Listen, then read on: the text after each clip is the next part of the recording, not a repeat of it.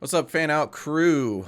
Brian and Colby here for episode 5 of the Fanout Pinball podcast. It's been a hot minute, Colby. Yeah, it's been way too long, man.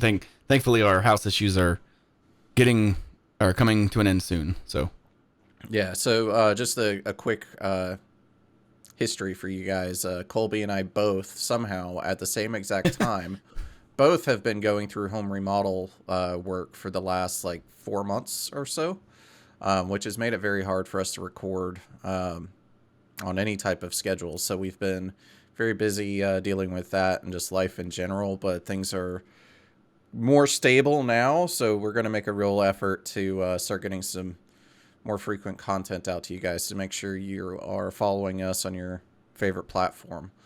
yeah, it's actually the 1 year anniversary of our channel getting started. So we really appreciate all you guys and all the subscribers and all the people that watch the videos. We really appreciate it, and we're gonna keep making the videos. So look out for more. Yeah, definitely. And for those of you that have been here for the year since we started, thanks for watching, listening. We appreciate it deeply. Absolutely. But let's kick things Get in off. some pinball, man. Yeah, we got a lot to talk about today, a whole lot. So I think since last time we had an actual pinball podcast, Colby actually got hooked in and got his first pin. Yeah. So why don't you talk to us about that, Colby, and what you got and some of the stuff you've been working on with it? Because I know you've been doing a lot of upgrades and running into some interesting things along the way. For sure. Yeah, I got a 1994 Data East WWF Royal Rumble from a local seller. That's part of our that's part of our pinball league here locally, and really didn't know much about Data East, the manufacturer. I mean, I'd seen some of their games, some of their arcade games, things like that over the years, but wasn't aware that they've got some character.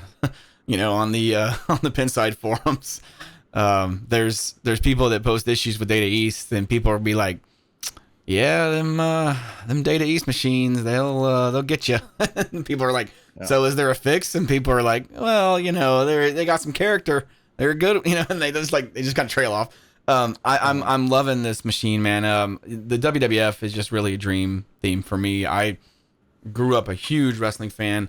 It absolutely pains me that Ultimate Warrior is not officially in this release, and I get it. I mean, he wasn't in the WWF when this came out, so it's fine. He was my favorite growing up. Yeah. This is the golden age of wrestling, though, right? Yeah, absolutely. At least for us, this is the best era of wrestling. Yeah, I mean, you've got Hogan in there. You've got Bret Hart, who is, I mean, just come on, he's probably the best there ever was. Yeah, Best there ever will be. Yeah, all that stuff. Yokozuna's in there. Doink the Clown is in there. They've got some other ones that are not as popular. I mean, Crush is in there, but they've got some really heavy hitters. The Steiner brothers are in there. Yokozuna trained in Pensacola. Yeah, he's part of the NOI family. If I'm correct. Yeah. So really just loving this game. It is 28 years old, so I have been dealing with some issues, but I got to say, I mean, this machine was in very good condition when I got it physically. I mean, the cabinet has 28 years worth of normal wear on it, but I mean, there's no water damage. There was one spot on the main board that had some battery leakage. I have since put. It wasn't too bad though. It doesn't appear. It was there, but it wasn't terrible. Yeah, it doesn't appear to be actually affecting any play. I hope it stays that way. One of the resistors is a little bit too close for comfort, so I'm going to see if I can either clean that up or replace it or whatever. But again, I feel like if that resistor were important and broken, the game wouldn't function the way it does. So, whatever. I've just been having a really good time playing the machine, learning it. Did quite a bit of maintenance on it. Brian and Jeff came over a couple weeks ago. We replaced some of the rubbers with Titan rubbers on the machine. I haven't had a chance to replace all of them yet. The upper playfield is kind of kind of a to-do to get them off, so or to get it off so you can get all the other rubbers replaced. But I've replaced 75% of them. I also am working on putting LEDs under the playfield. I've already put LEDs on the back box and installed some NVRAM to bypass the battery issue. And check out our channel for that. I posted a video on that of our experience installing the NVRAM and putting the LEDs in the back box. Super easy, barely an inconvenience. Just really, really cheap upgrade and made a huge difference in the way that the back box looks. To put that into context, just on a difficulty scale, this is the first pinball machine Colby's ever even looked at the inside of. Yeah, well, I mean, yeah. Well, I mean, like actually tried to do something. Right, yeah. Where I've been the one doing the upgrades and repairs and stuff, and the back box LED install could not have been easier. I mean, it's literally you twist them and pull them out and do the same thing. Right. Yeah, I just wanted to put that into context for listeners. That's coming from I hate to say beginner because you have a really strong electronics background. Yeah. But with this being your first pin, I think it speaks a lot to the simplicity of some of these upgrades. Yeah, I mean, it's just light bulbs. That's all it is. You can screw in a light bulb, you can do this one. And the NVRAM. For the NVRAM. Yeah, the NVRAM is literally you just pop out a RAM chip that's already socketed. At least on this game, it was. We can put a link in the description where we actually got it, but there's different models depending on what game you have. But yeah, you just pop the RAM chip out and put the NVRAM in its place, and now all my settings and all my high scores are saved, and I don't have to worry about battery damage or any of that stuff. So that was a $20 upgrade and an absolute no-brainer. I mean, if your machine supports NVRAM, what are you doing with alkaline batteries? Get the hell out of here. It remembers that you're on free play. Yeah, that's what I'm saying. It remembers all the settings and everything. Yeah. So, I mean, the previous owner, he just didn't have a lot of time, so he didn't really mess with it. He would actually open the coin door and manually use his finger to flip add some credits. So I'm like, man, I ain't got time for that. So, but yeah, it's been great, man. I'm definitely running into issues with the insert LEDs. So for those who aren't familiar, I mean, if you're watching this podcast, you know what inserts are. But in case you don't, the inserts are just the plastic pieces that are colored and there's lights under there on the actual playfield that light up during certain events. They're controlled by the computer essentially in the machine. It might be an arrow or a round light, different shapes. Right, exactly. And I would say probably 90% of them had no problems at all. They just work. But in the WWF game, there's three main shots. You've got your left ramp, your middle ramp, and then your right orbit. And each one of those shots has 4 corresponding LEDs that are sort of tied to what's called a ladder. So left ladder, middle ladder, right ladder, right? And they all have, there's 4 LEDs on each one. And those are your different modes. Your pandemoniums, your bonsai. If you're familiar with the game, you know what I'm talking about. But the ladder on the right just kind of lights when it shouldn't. There are certain lamps under the playfield that make those lights come on, like clockwork. If I do a test, you can do an individual lamp test, and they come on when they shouldn't. So there's obviously something either shorted or bridged or something, and it's just been kind of a thing. I mean, I'm kind of doing this by myself, and I don't have too much time except on the weekends to do stuff. So it's been a struggle to try to get this worked out, and it's not that big a deal. And I didn't even notice it with the incandescents. I didn't notice. Well, I didn't know there was an issue until you told me there was an issue. Yeah. Well, you haven't seen it with the LEDs though in person. That's true. And you don't notice it with the incandescents because they're so dim that when the issue happens, you can see a tiny little sliver of spark on the incandescent. The only way you can even see that is by lifting the playfield and doing the test. So it's 100% not the LEDs. It was doing it before, you just couldn't notice it. And it's not really game breaking. Right. It's just sometimes 2 modes light up when only one should. So you're which one it is. Which one am I in? But then the audio calls out and lets you know which one you're in. So we'll get it worked out eventually. I'm not worried about it. But I will say the LEDs look so much better. They're so much brighter, but it's not just not in your face bright. The whole thing is just lit up better. It's so much more evenly lit. Yeah, it's the whole insert is lit versus the center of the insert being lit. And the color is just better, So I got those from Comet Pinball, and I cannot recommend those guys enough, man. Their customer service is just amazing. They've been helping me trying to diagnose this issue remotely, and it's not even really their problem, but they've really been trying to help. So, got to really give it to those guys. Yeah, and actually, talk a little bit about that, because I know you reached out to them for recommendations on which bulbs to get as well, right? Yeah, so they have a their website is actually really cool. Brian, go pull that up. Pull up Comet's website, and we'll talk about it. So, we'll just edit this for time. Yeah, so on their website, you'll notice it's like, first of all, why buy from Comet? Well, here's why. And then they're like, we've got bulbs for everyone, and they ask you, are you a beginner, you an operator, mod maker, explorer, that kind of stuff. And these different sections are basically tailored for people of different skill levels. So I obviously went right to the explorer section. I'm kidding. I went to beginner, and this information here is just great. I mean, for people like me who know a lot about computers, networking, electronics and stuff, but I may not necessarily be familiar with the inner workings of pinball, right? They show you some different colors. They give you different recommendations. Cannot recommend. That they lay out, if you're listening to this, they lay out the difference on this is what warm white looks like versus natural white or sunlight white. Yeah. Because most people that don't know color just think there's only one version of white. Right, exactly. There isn't. Yeah. So I used their contact us option there at the bottom. I think it was somewhere at the bottom. I can't remember. But they responded back in 10 minutes. I mean, it was just it was a very basic email, because they do have full kits for certain games. Like if you go to the kit installation or whatever on there, they have full kits that are just automatically tailored for certain games. And I noticed that Royal Rumble wasn't on there, so I reached out to them and said, hey, I know this isn't as popular as an Addams Family or whatever. So what are your recommendations for this? I'm planning on starting with the back box.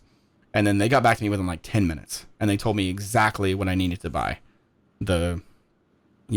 Most people go with the tube SMD, which is two LEDs, surface mount devices. But those are super bright, and he recommended that I not do that for Data East, because there's so many lights in a Data East back box compared to other manufacturers. At least that's my understanding. That's what they said. And he advised that I went with the one SMD, warm white for the back box. And I mean, like I said, you guys can go check out the video on it. It looks so good, and it's not blinding at all. And it doesn't look different than the original, which is exactly what I wanted. I just wanted it to be more evenly lit and not have to deal with the heat from incandescence and the crazy power bill and stuff like that. So cannot recommend these guys enough, man. We'll figure out. That's another thing. It looks better, but it's also less heat. Yeah, which means it's a no-brainer, man. The inserts aren't going to warp as much over time, because that heat will warp plastic. The text that won't crack and be faded and stuff like that from all the blinding incandescence. So it really does get you some extra life out of an old game. I did go with 8 SMD flashers for. There are some flashers in the back box, 15 of them, I think, something like that. And I also remember. I put those same ones. I'll put the same ones under the playfield. I might have to switch them for 5 SMDs, because wow, they're bright, but there's definitely one I'm gonna have to replace. The upper playfield, when you're ready to do multi-ball, you get all 9 wrestlers and you're ready to do multi-ball, it starts flashing the under the ring as a flasher, right? And the back sort of loop that you can, there's a loop you can make for bonuses in that shot there. It's all metal and it's curved, so the light hits the curve and literally just reflects everywhere, and god damn, it's bright. So I think I might just put the regular incandescent back in that particular flasher, and it'll be fine. Or I may just go down to the 5 SMD. We'll see. But it's I can't recommend Comet enough. These guys have been so good, and their prices are not bad. I mean, I got all the LEDs I needed for $100. I mean, it's not super expensive, Yeah. And that's for a Data East that has a ton of lights. Yeah, dude, this thing is lousy with lights. So I do need to figure out the right ladder issue, because it is kind of weird when you think you're in pandemonium mode and you might actually be in bonsai mode, or vice versa. And it's just, so I'm gonna get that worked out. Again, not the end of the world. It's hard though too, because with a game that old, and especially like if you're new to pinball, like I'm still pretty new to it as well, especially to repairs, because I only have new games. I haven't had to repair a lot. No, I only have new games.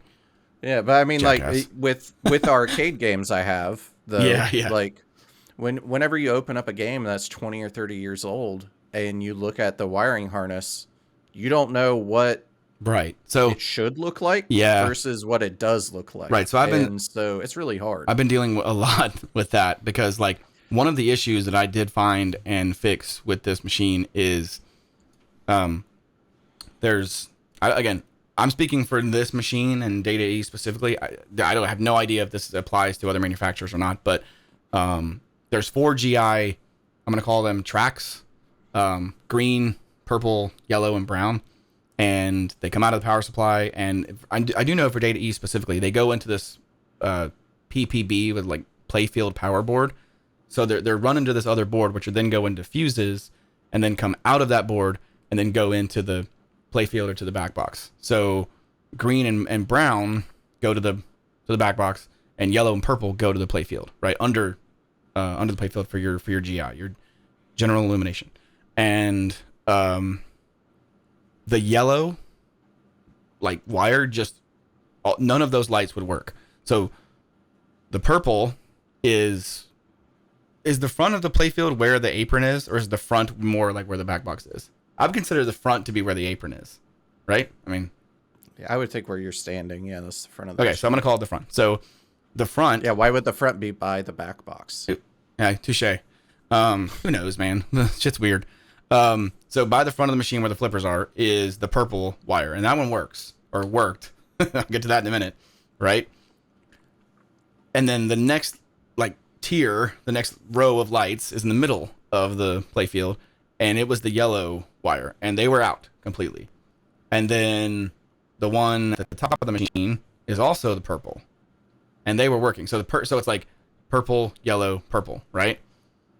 Purple worked, yellow didn't, and then green and brown were in the back box, and they worked fine. So I've got 3 of the 4 GI working, and I'm like, okay, 28-year-old game, that's not horrible. I can deal with that. So I start, and I'll make a video on this and go into details and everything, but I start tracking it down, and I find the issue with the yellow. I fixed that. It was just a cold solder joint on the pin header at the playfield power board. So I fixed that. Yellow comes on, and then I start doing some more research, and I'm like, yeah, let me make sure all the fuses are good and everything. During the process of fixing the yellow, I pulled all the fuses to test them, and the damn half the purple lights go out. The ones at the top of the playfield go out. The ones at the front, the bottom, where the flippers are, stay on.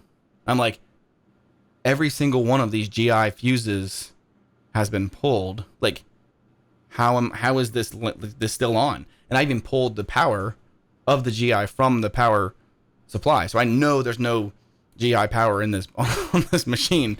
And the lights by the playfield stay on, and I'm like, well, this sucks, because now that means it's been hacked somehow and blah, blah, blah. So, I'll probably do I'll do a video on this to get into details of it, but I did find some evidence of I guess they couldn't figure out the pin header, fuse issue that I figured out, right? So they bypassed the fuses altogether and wired this bottom row of purple lights to some other thing that they shouldn't have. So I've temporarily fixed that. It's really hard when I'm by myself and soldering when the playfield is basically 90 degrees and you have to hold the wire and the solder and the soldering iron. And man, if I only had a friend who was really into pinball, I could come over and help me. So that's been it'd be nice if you had friends. It's been a challenge. So anyway, I did fix the purple wire, yellow wire. They're all working, going through the fuses now, so everything is safe now. So that's good. I'm still trying to figure out what's going on with the inserts, the sort of weird phantom lighting that I'm getting, but I'll get to that. Yeah, I'm sure that at some point in the past when that game was... I don't think it lived on location like for long, just given how good of quality Yeah, it's in. yeah. Or at least if it was on location, it was somewhere where it never got played. Yeah.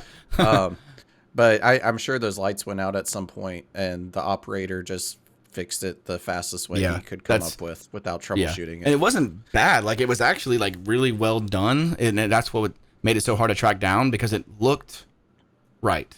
It just wasn't. And again, we'll probably do a separate video on it. So I'm still working on the lighting.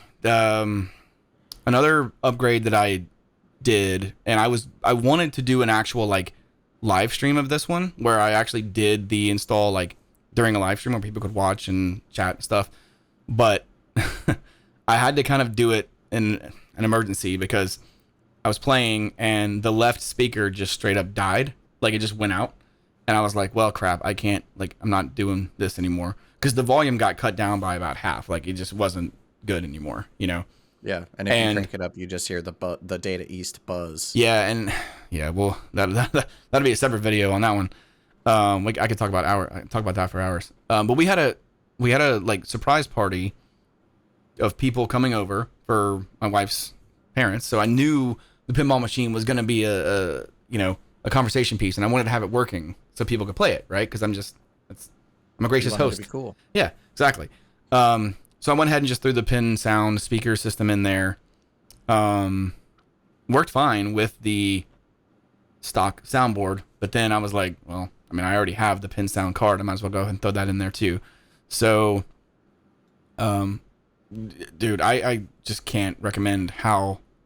I can't explain how just awesome the pin sound upgrade is versus the stock soundboard. I mean, not just the quality of the sounds. I mean, you go from 8-bit MIDI style music to real music, but it's just clearer.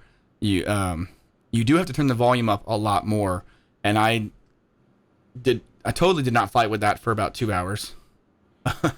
So after I found the volume knob on the Data East, the potentiometer inside the cabinet, I could hear sounds again. That was a little bit of a thing. I knew everything was working, because the pin sound card has its own sounds built into it that are independent of the volume control. But I didn't know that. It's talking to me. It's like, hey, reading sounds from USB, and I can totally hear it fine. And then it's like, USB flash drive is now ready. Please reboot, or whatever it says. And I do that, and I don't get any sound, and I'm like, God, what the... So anyway, I finally found the volume knob. So that was fun. And it just sounds so good. I've been playing with different mixes and stuff, and I'll probably do some videos on that'll get flagged for copyrights, I'm sure. But with that said, though, if you're listening to us, if you're not already subscribed to our YouTube channel, make sure you are subscribed. Yeah, we have tons of stuff coming out for this. Yeah, we're doing a lot of mod installs and fix videos and things like that. Yeah, because I mean, even though I've already installed the pin sound card, I mean, I totally will show you what I had to do to do it, which is literally 4 screws. It's very easy to do. But I mean, I'll walk you through the process, and I'll probably show you like how I got some custom sounds on there, things like that.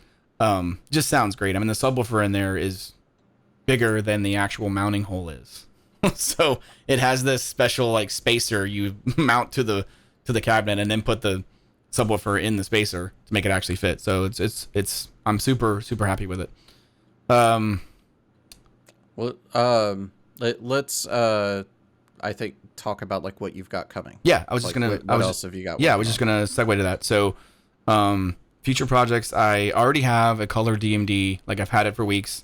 The house construction, I was not really able to do any mods while this was going on, because it was just dust everywhere, and I didn't want to get involved in that. So I definitely want to put the color D&D in. That should be a pretty quick thing. All I have to do is put the firmware on a USB and let it load, and then it should be done. So that's going to be a really cool upgrade.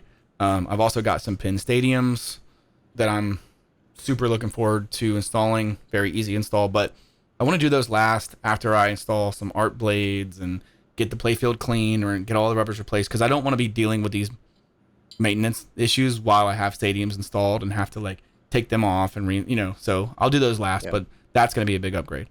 I also got some, I guess, protectors is the proper term for them, right? Some like switch protectors, and people just call them Cliffies. Yeah, exactly. I got some Cliffies. So if you're in the hobby, and you wouldn't be if you're listening to this,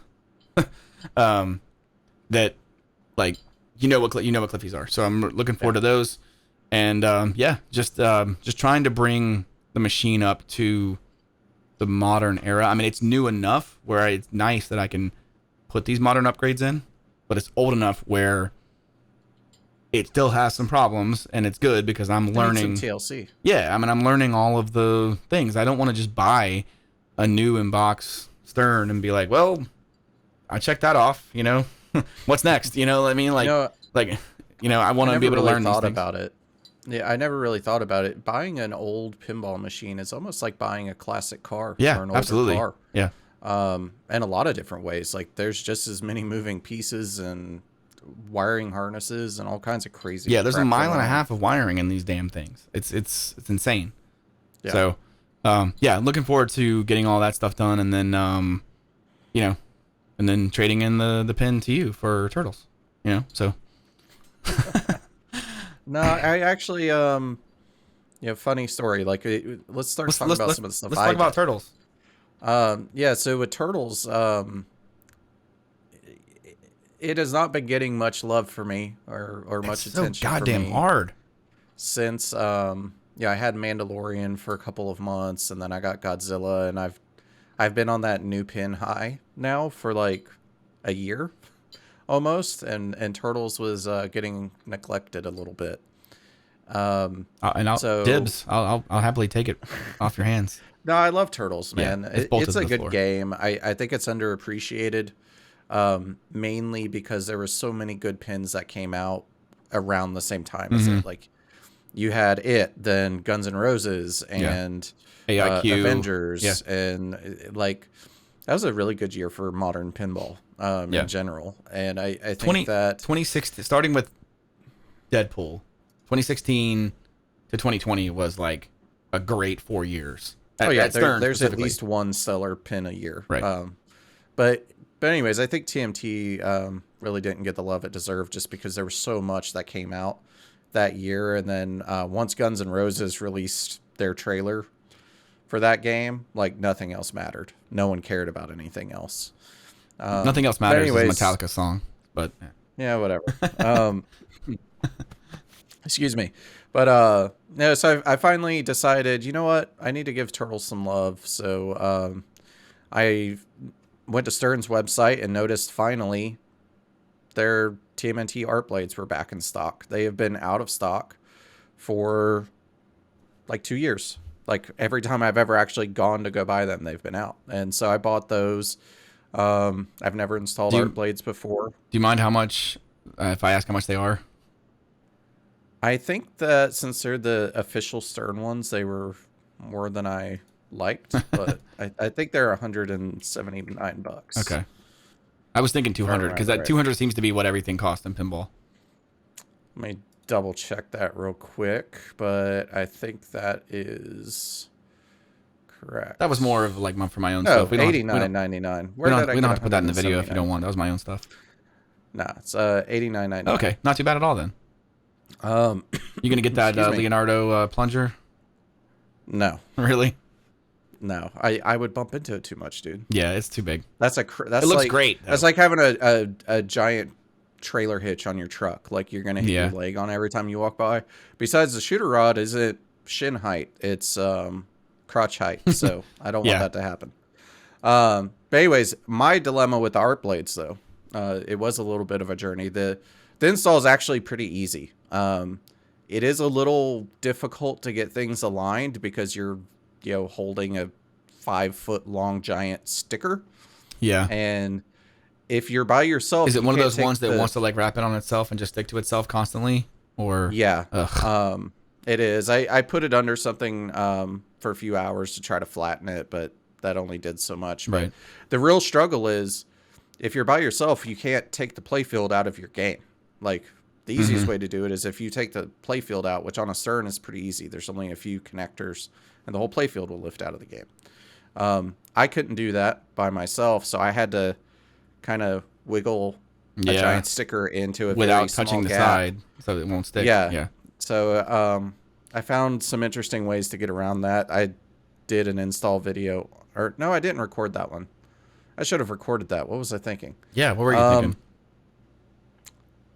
Yeah. Okay, here, peel them off, But and then there's reinstall them with the video, and then we'll Yeah, no, I'm not doing that. There are some good videos on YouTube. I'm not gonna recreate what's already out there. Yeah.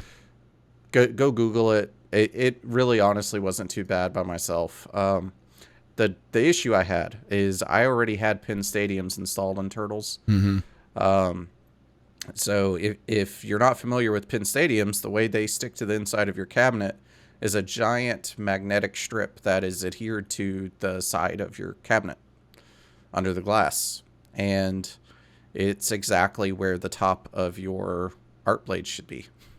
So I had to peel those off. Thankfully, new magnet strips from Pin Stadium are only about $20.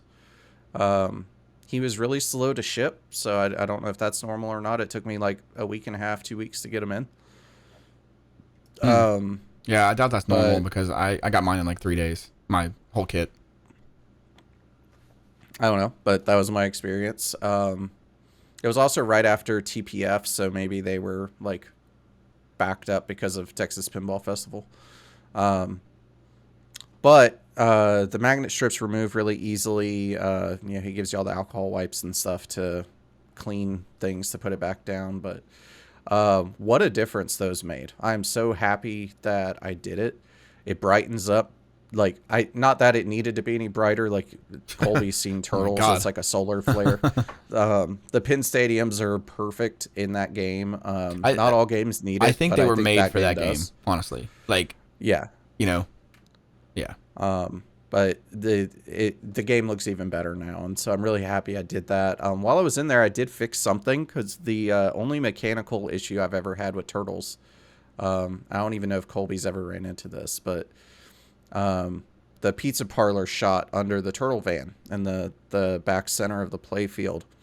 Normally it's supposed to lock 3 balls, and my game for like close to 6 months has had an issue where sometimes you'll shoot a ball in, and the momentum of that ball going in pops one of the existing balls out, and it doesn't give you credit for locking the ball, because each ball has its own opto sensor in there. So only when it pops a ball out, it only senses 2 balls there. You don't get your multi-ball. I found what was causing that is when the third ball comes in, and sometimes the second ball comes in, it hits the ball so hard that it was forcing it around the post that comes up to lock the ball, and it was popping up over it. Right. And so I cut a little square piece of plexiglass and drilled a hole in it and mounted it underneath the ramp to cover that top part, so that there's nowhere, like, the ball can't go up and over now. It's worked perfectly since then, but that was Is that a common failure on these machines, or is it just yours? I've seen 3 other people report issues of it on Pinside in the owner forums. And I actually got the idea from someone on there. They did something similar. So I totally stole his idea and did it. I love the pinball perfectly. community, man. The mods that people do. And I don't mean mods like, aesthetic mods, but actual, like, true repairs that people do to fix a problem that, it could be an easy fix, could be a difficult fix, but I love the pinball community. It's Pinside. The Pinside is great. Yeah, that's a 2-sided coin, which we'll talk about. Yeah, I'm sure in a bit. But and then the other thing I did was the Godzilla Shooter Rod, the official one from Stern. It's a little Mothra egg. I'm not going to spend a whole lot of time talking about that because I did make a video that is out on our YouTube channel. Yeah, that was the instructions. It was kind of funny. It was like, remove old rod. I was shocked. Install new rod. End of speech. It was like, okay. Yeah, I think there was literally 2, maybe 3 steps on the piece of paper that it came with. It was pretty good. But I ordered that through Flipping Out Pinball. First time I've purchased anything direct from them. From Zach and Greg? Yeah, and I pre-ordered like it I know too, them. so, Oh, yeah, Zach and Greg. Those guys are great. Yeah, they are actually, they're nice guys from what I've seen and gathered from everybody. They're pretty stand-up, but... they're not paying me to say this either, by the way, but I pre-ordered this like a normal person would. Like maybe 2 months ago I pre-ordered it ish, and I got it like when it was available. So really nice.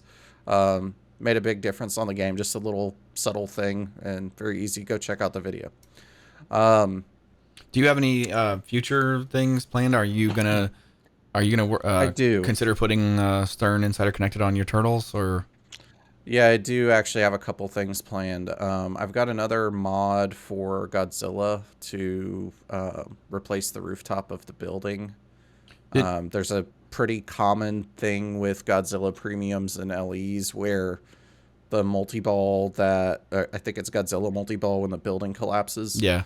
On a lot of games, people have issues where the balls just drain straight down the middle, which isn't a huge deal because you're in a multi-ball, you get all the balls right back, but there's nothing that ruins that moment more than, oh, look, the building's collapsing. Oh, shit, all my balls went away.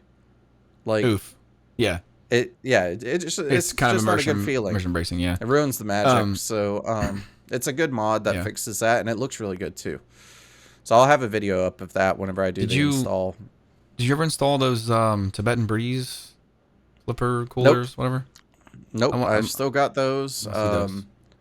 Yeah, unfortunately, that was a victim of the house renovations because I had Godzilla covered and did not want to open anything. Yeah, let's put a lot of dust around and put fans in there to make it worse. yeah, exactly. But no, I think whenever I go to do the building mod, I'll probably do the building mod first just because it's a lot easier.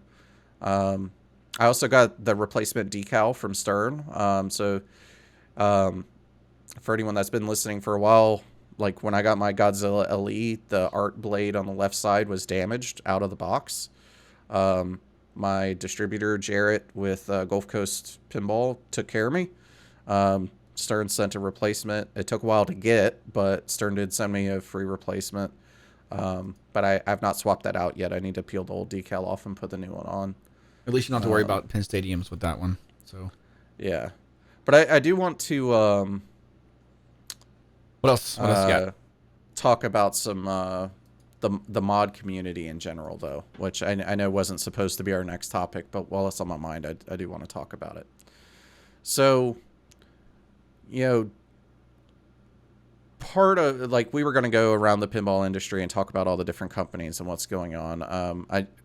With Stern, their rumored next game is Jaws, like the big shark. Rumor has it that, according to Kaneda, which I know a lot of people don't like him, but every time I've heard one of his rumors, it's come true for me. 2 of those rumors are right behind me. And I owned the 3rd rumor, Mandalorian. I got rid of it. But so the guy's got a good track record. Got rid of it is a strong term. You traded it. You traded up to Godzilla. So. Yeah. It's not a terrible game. Yeah. I really enjoyed it. I actually do miss it. But anyways, according to him, the artist that will be working on that game is Randy Martinez, which did the art for Mandalorian. I don't think he's as popular of an artist as some of the other pinball artists out there.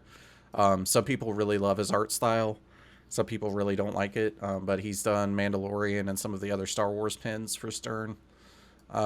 He actually does have some Jaws art out there. So if you go Google Randy Martinez Jaws art on the internet, he's done paintings and other digital art for the movie before. He does love the movie, which I guess is good going into it. He is familiar with the subject matter and has done it before. But my concern is the other big rumor for this is that they have no assets from the films. It's a no for me, dog.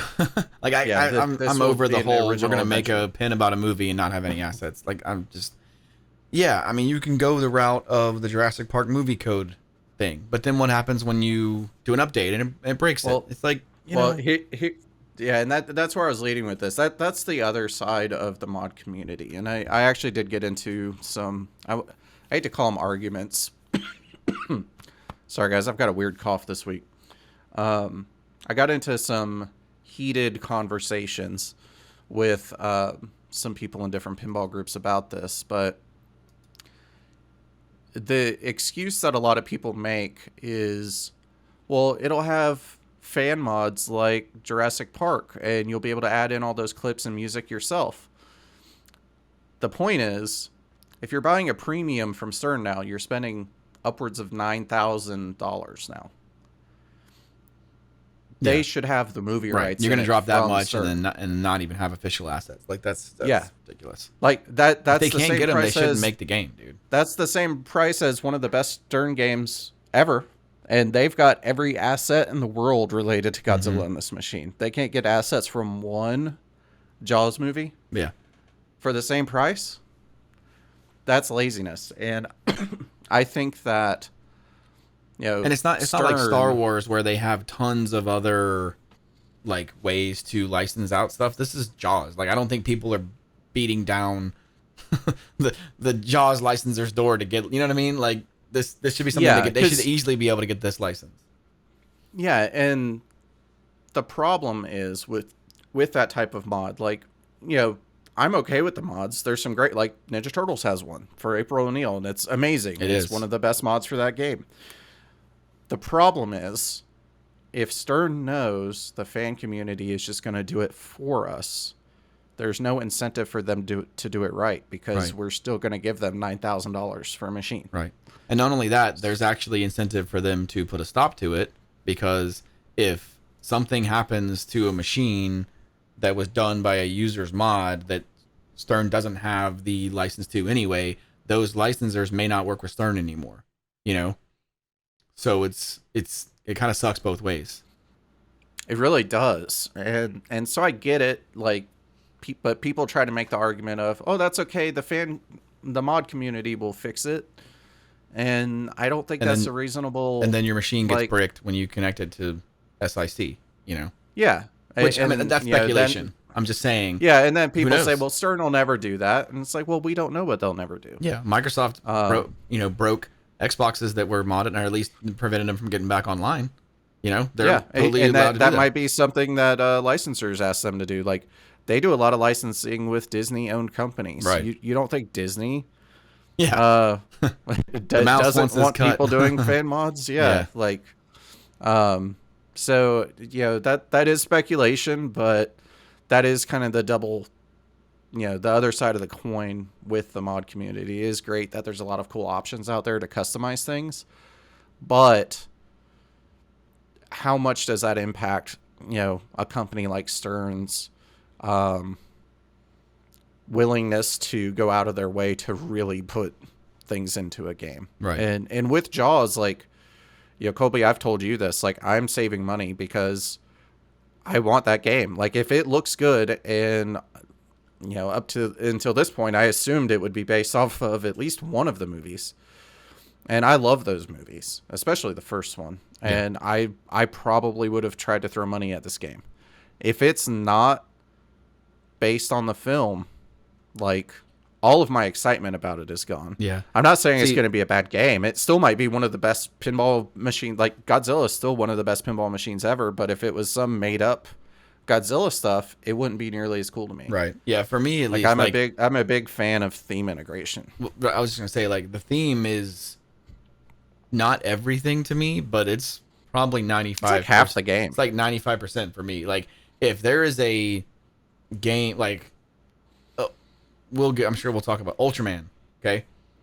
If Ultraman were the same game as Godzilla, same quality and all that, there's no way in hell I would consider owning that, because I have no, like, ties to Ultraman or any, you know, nostalgia to it at all. But WWF, like, that was my childhood, you know? So, like, that was a dream pin for me.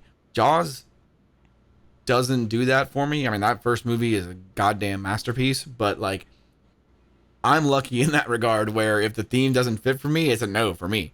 So yeah, I couldn't give two squirts of piss if they make a Jaws pinball machine, but I understand that there's people that have been basically, like, begging for this one for a while, because Kaneda's been talking about this for a long time. Yeah.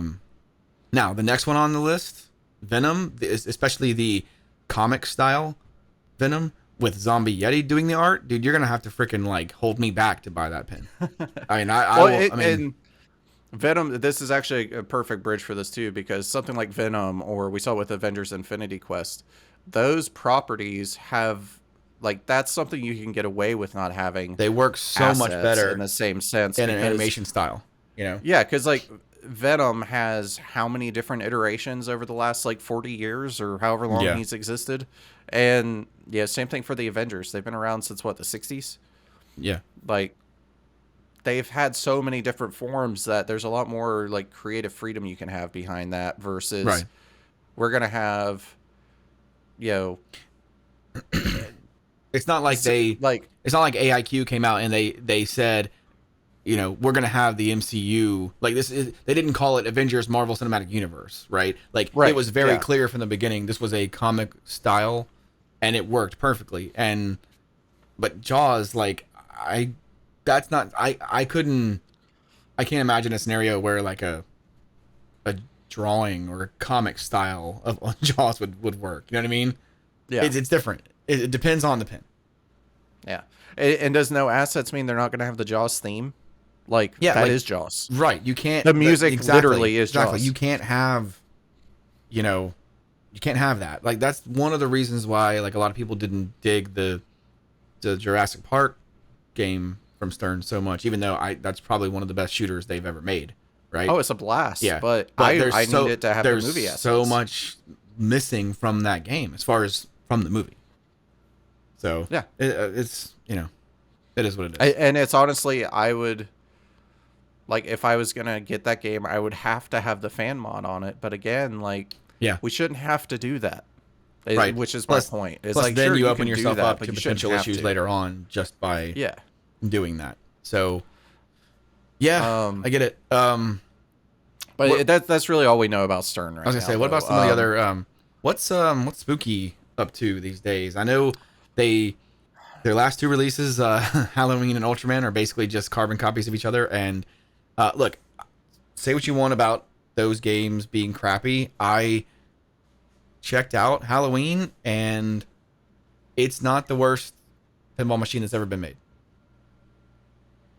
Fight me. You haven't played it though. I haven't played it, but I can still look at a game and know whether or not I would like it, because that theme works for me. But then again, you take the exact same table in Ultraman, and I would probably not want to play it.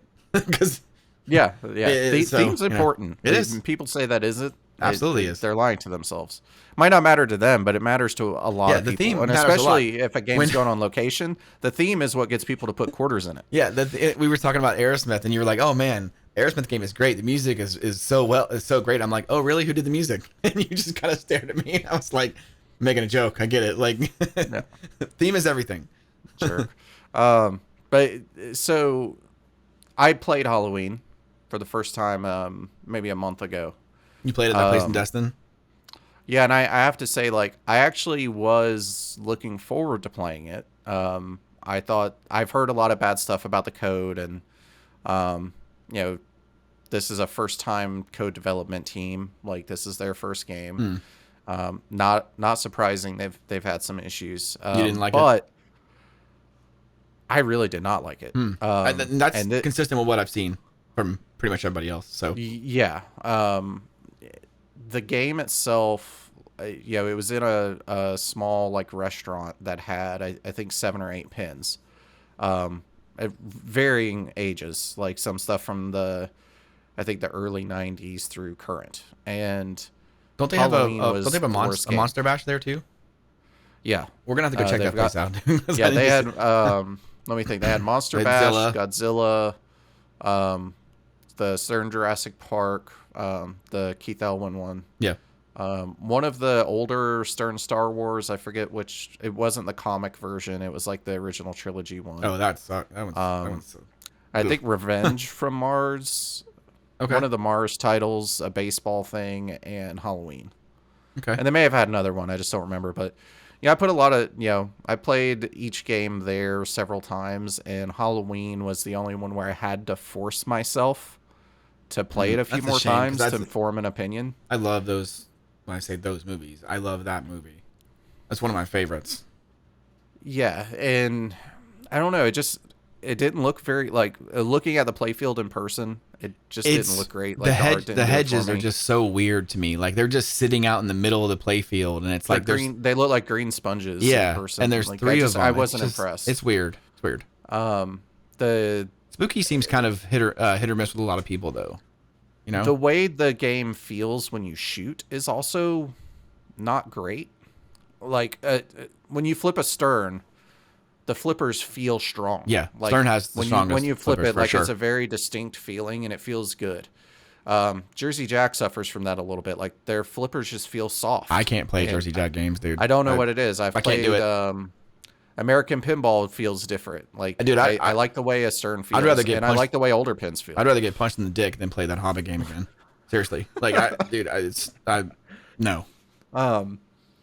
So Halloween, unfortunately, like just it felt weird. Like I didn't feel connected with the machine when I played. And see, that's a big part of it. If it doesn't flow right, you know. Yeah, and it was also not very clear on what exactly I should be doing. It's a weird playfield design. Yeah, but like the call outs weren't very clear either. Like it would say stuff and I'm like, I don't know where you're talking about. Like Yeah.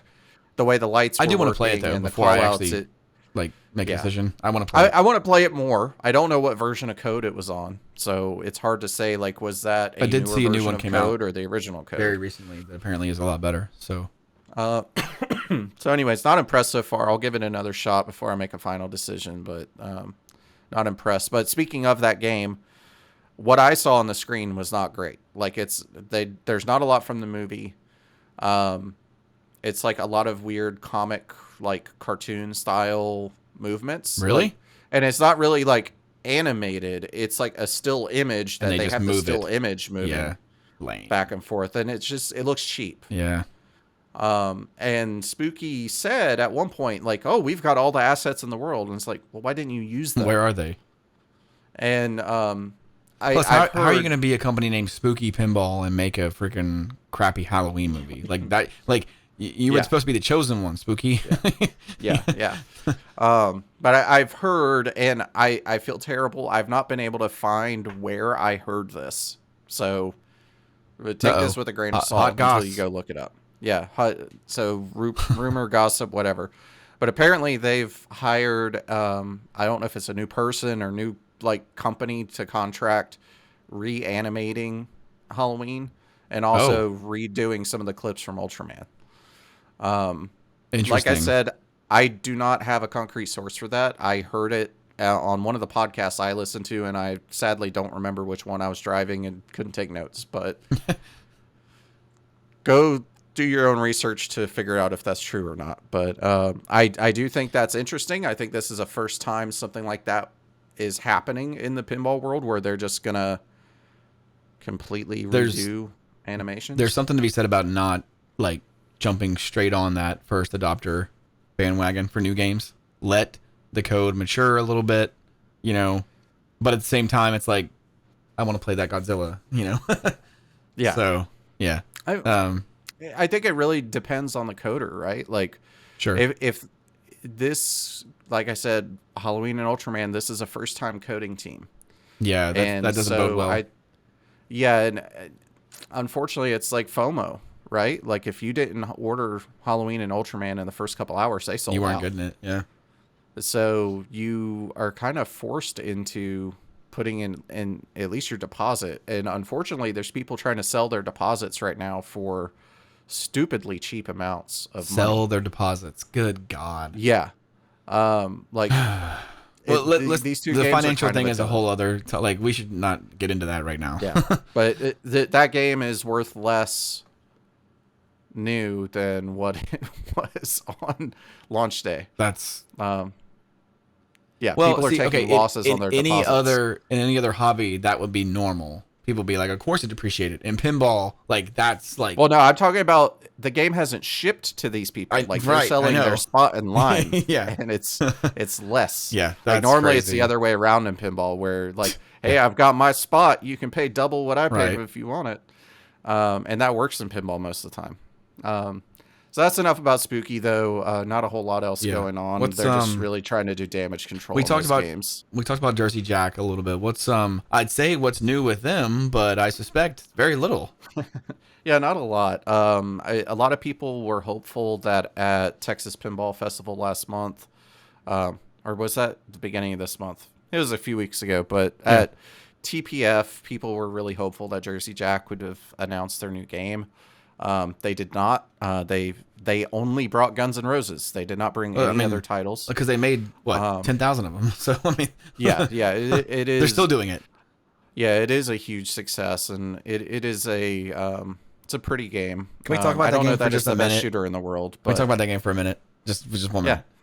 Yeah. It is the most beautiful, best sounding, polished turd of a pinball game I've ever played in my life. It has the worst. It has the worst plunger that I've ever used, ever. I prefer your game, which doesn't have a plunger. I prefer the plunge button. My plunge button is stronger than the plunger on. Yeah, that is one thing about Data East. They were like, no plungers. You're getting buttons or you're getting guns or something, So, but Guns N' Roses is so. It's an experience. Like, you need to play this game. The music is great. The light. There is not a better lighting package in any pinball game in the history of pinball, just period, including aftermarket. Absolutely, yeah. Like, you cannot do better than Jersey Jack did in this game, but it sucks to shoot. Do you know what's crazy? Did you know Pin Stadium made a concert edition of Pin Stadiums to add to this game, as if it needed? And it's just white. Like, you don't even see the playfield. The multi balls are all over the place. You get the multi balls are too easy to get, and Jersey Jack's flippers suck. They're weak. All right, enough of that. So what's their next rumored game? Toy Story, right? Again, going back to Kaneda and his rumor, supposedly he has confirmation that Toy Story is next. It will be legendary game designer Pat Lawler's final game. $30,000 buy-ins for this game, probably resales. They could probably sell it for whatever they want, but Pat Lawler has made some amazing games over the years, and this is going to be like his last game before he retires. So who knows what is going to be in this game. The only, kind of going back to the assets thing, the only thing I don't like about this rumor is that the game will be based on Toy Story 4 and not the first movie or all of the movies. Which I think, if that's true, I think that's a bad decision. Yeah.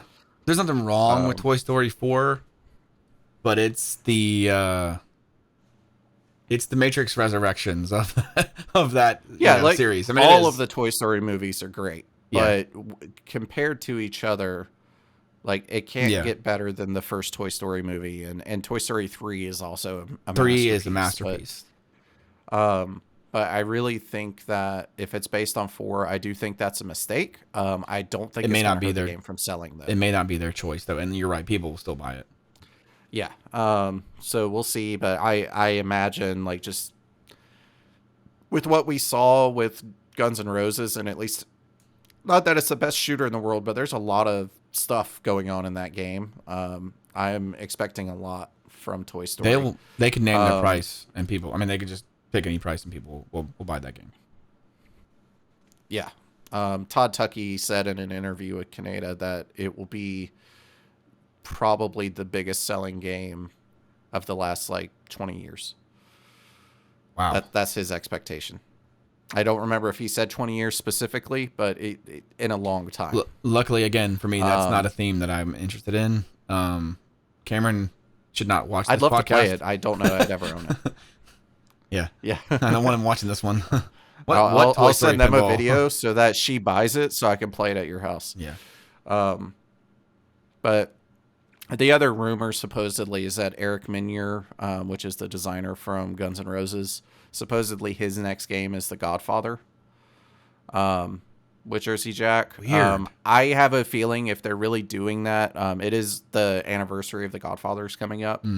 I think I forget how many years, but it's one of their big anniversaries is coming up. But I have a feeling, right? At least, right? I think so. Yeah. Maybe even more than that. I don't know. I think it is the 50th. But I have a feeling that it won't be a very complex game. I actually think it's going to be more of an old school 72. Game. So yeah, 50. Yeah. That's my guess, at least. Interesting thing with Jersey Jack though is like they've got so many new people that have come in designer wise. Like they've got Steve Ritchie now, like legend. They just got a homebrew guy last year that made a Metroid themed like pin at home. No way, dude. Yeah, you need to go look Is that one up. Samus the ball? Because if it's not, I don't want to live on this planet. go look it up when you got some time. But they hired him out of the pinball community, like after seeing what he did designing his own game for himself. So I'm excited to see what they come up with. But when will it be their turn? Because Jersey Jack clearly can't. They can't get one game out a year. But they said at TPF they want to get to a place where they can release 2 a year. So when will we get there? That's the question. It's also, I mean, they also haven't stopped making Guns N' Roses. If they would just stop producing them and make another game, they could do 1 a year and then 2 a year. But like, they've been making Guns N' Roses for 2 years, and it's like, dude, stop! Like, go ahead and make your new game. I'm okay with them flooding the market with it because I would actually like to have a Guns N' Roses. It drives the prices down. Yeah, people are dude, like, if you want to buy a game right now, like, you'll have no problem finding a Guns N' Roses. They're everywhere. Yeah, you're gonna pay a premium for it though. Yeah, but I mean that's any game. Yeah, that's true. So moving on. What's next? AP or CGC or Let's go to Multimorphic because this is quick. So I thought we were talking about pinball companies. Sorry. Hey, they're a pinball company. I believe in Multimorphic. I haven't got to play one, but I really like the concept. But yeah, they announced Weird Al like a month or two ago now. People have started to warm up to that. Yeah. Yeah, people have started receiving their games. I know there was a lot of doubt when they first announced it that one, the game wouldn't sell, and that two, it would take them a long time to actually start shipping. They're already getting them out, huh? Yeah, the limited edition, whatever they called that, like sold out like within 2 days. Are you listening, Stern?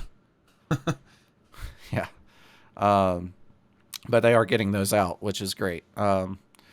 So other than that, nothing else to really talk about with them. I'll be really interested to see if that platform catches on. He needs more licensed themes like this because the whole concept of, like, what I like about it is you have one cabinet that you can interchange games in and out of, right? Which sounds great, but only if I've got 4, 5, 6 games that I'm interested in. Yeah. And right now, the only one I'm even semi-interested in is Weird Al. Mm-hmm.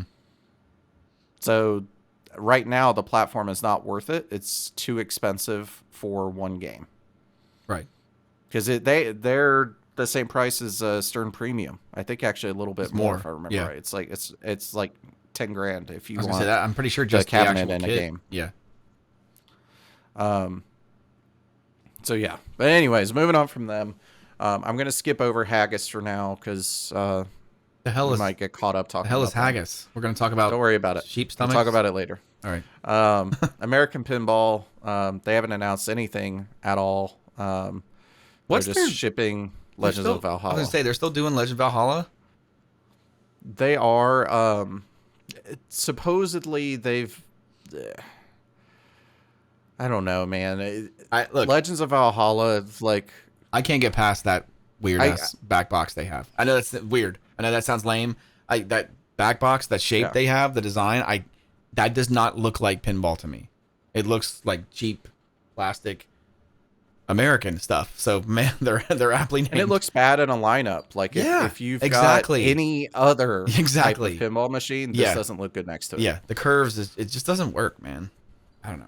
But yeah, anyways, no new what about announcements or anything from them. There is rumor that they've supposedly been talking to the maker of Sonic Spinball, which if you haven't seen, I know Colby, you've not seen it. I don't. You need to go do some homework on it. But here's some pictures of it.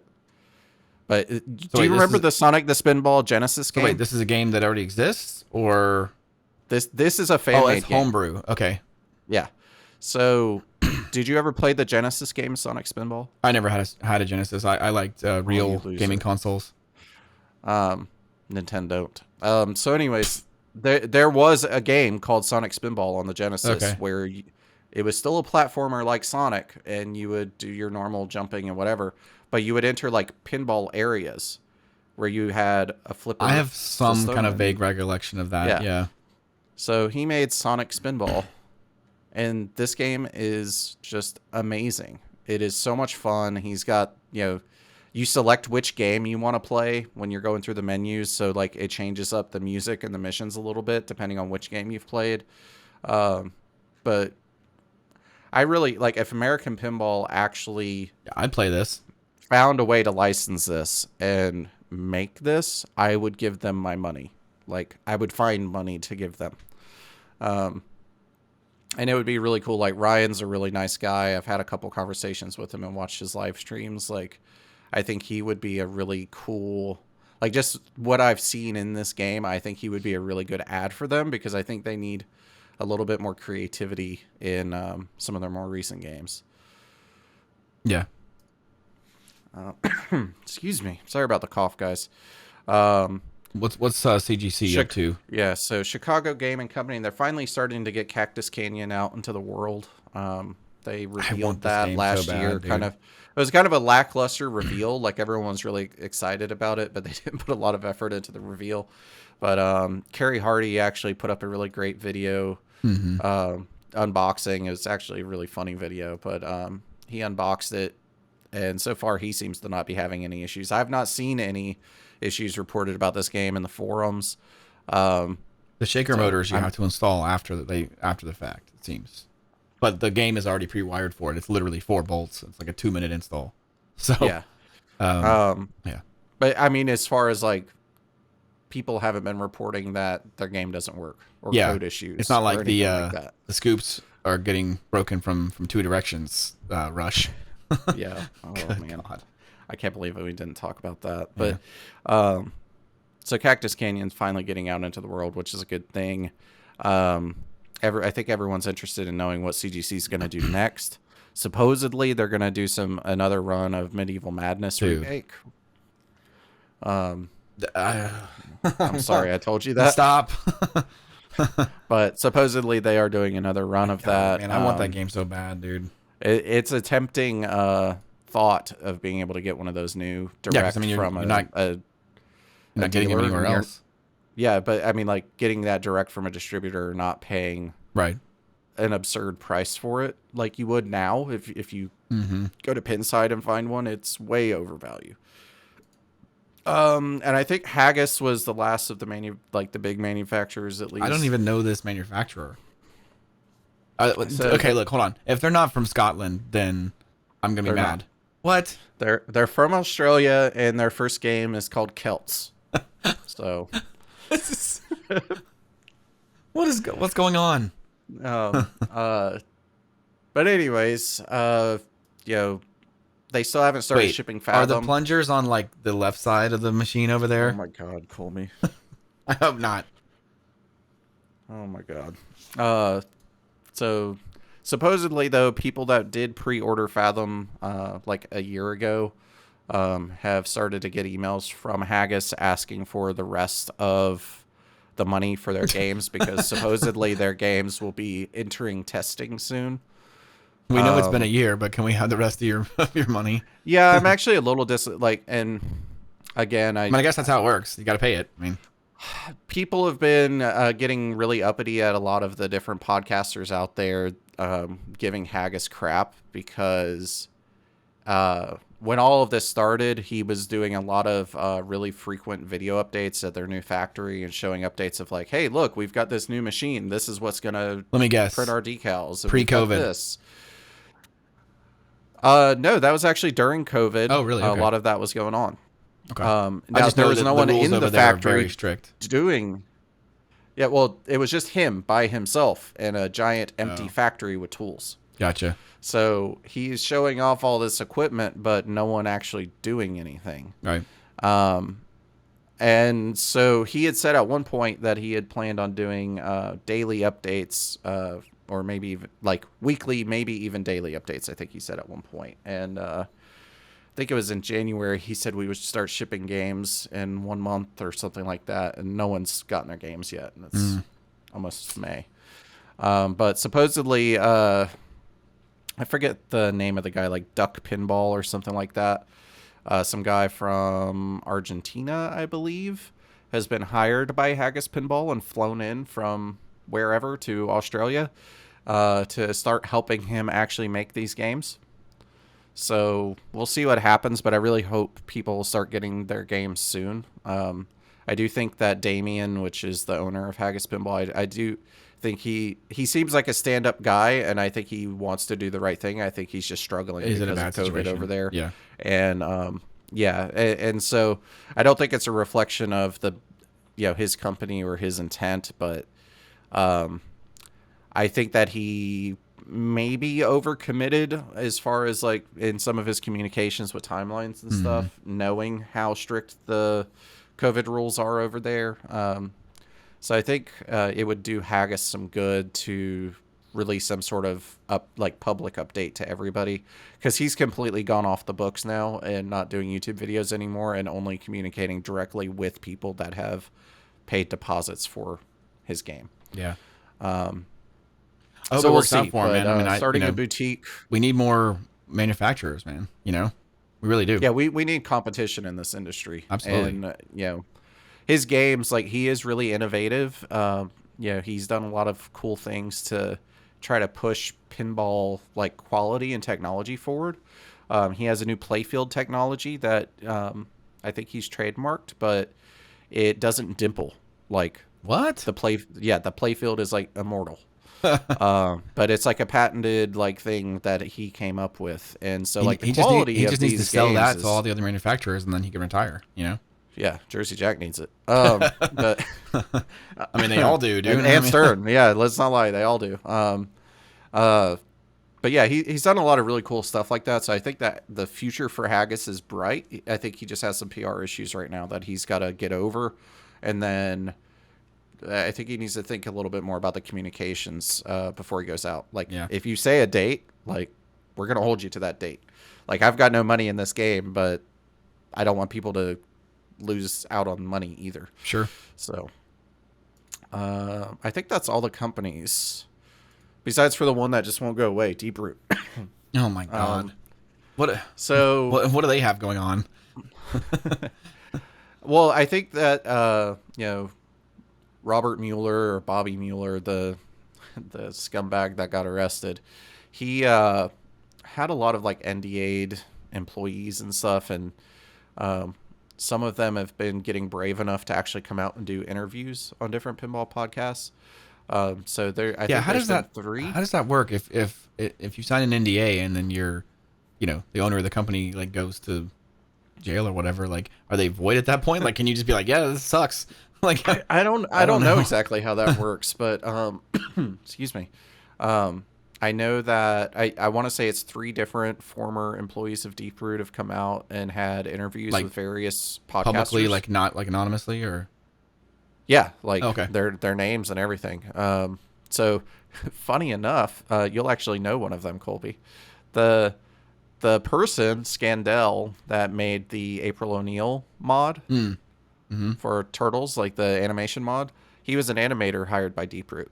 Okay. Interesting. So Kaneda had a really good interview with him.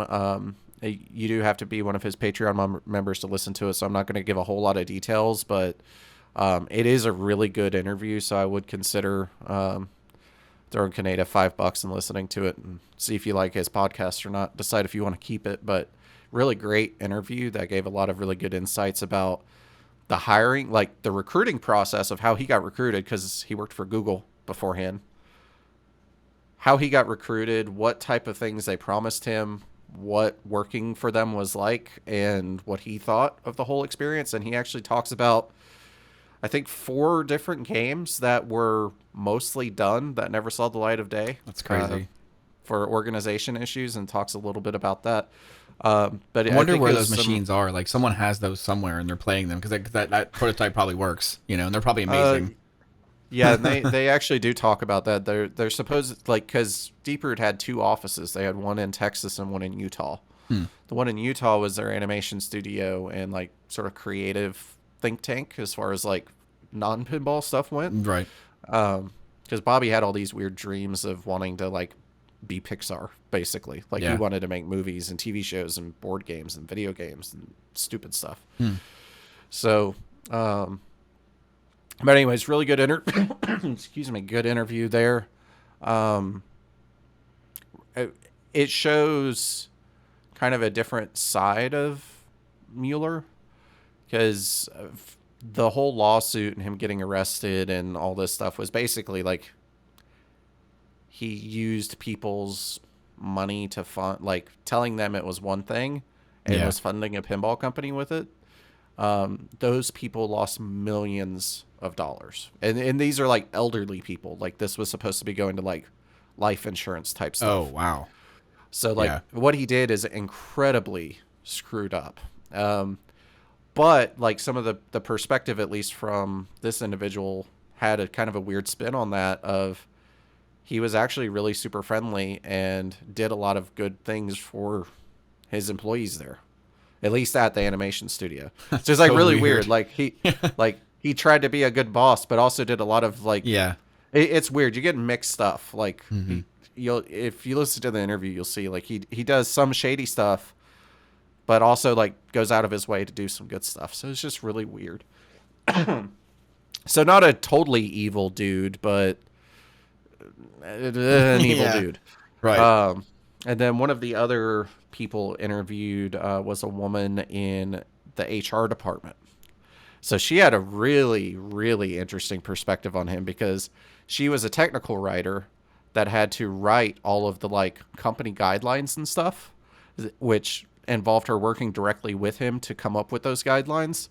And there's some really comical stuff that he insisted be in that guideline.